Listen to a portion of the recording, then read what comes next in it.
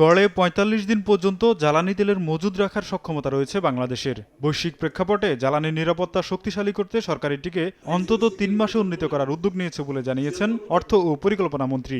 Energy সিকিউরিটির জন্য আমরা চাচ্ছি ৩ মাসে সিকিউরিটি যাতে আমাদের থাকে, তেল গ্যাস পাওয়ার ৩ মাসে যাতে কোনো সমস্যা না হয়। So this is what we are working for in short energy sector.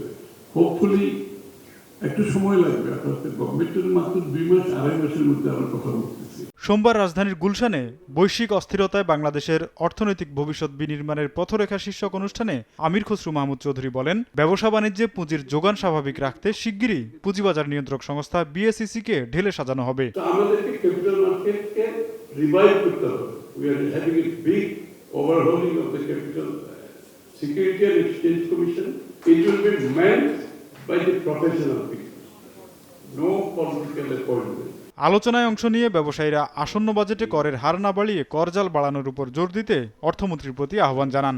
অনুগ্রহপূর্বক tax বাড়াবেন না, বিকজ ট্যাক্স বাড়ালে কিন্তু আমাদের ফ্রিজের দাম বেড়ে যাবে আর আমার ঝালমুড়ির দাম কিন্তু দুগুণে বেড়ে যাবে। তো আপনি যদি আমাদের ট্যাক্সটা যদি রাখেন তাহলে ইকোনমিটা বড় হবে।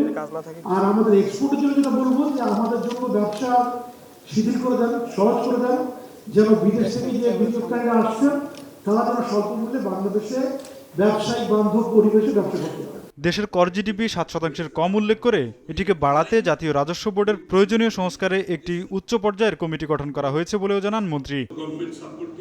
তোফাজ্জল হোসাইন, সময় সংবাদ, ঢাকা।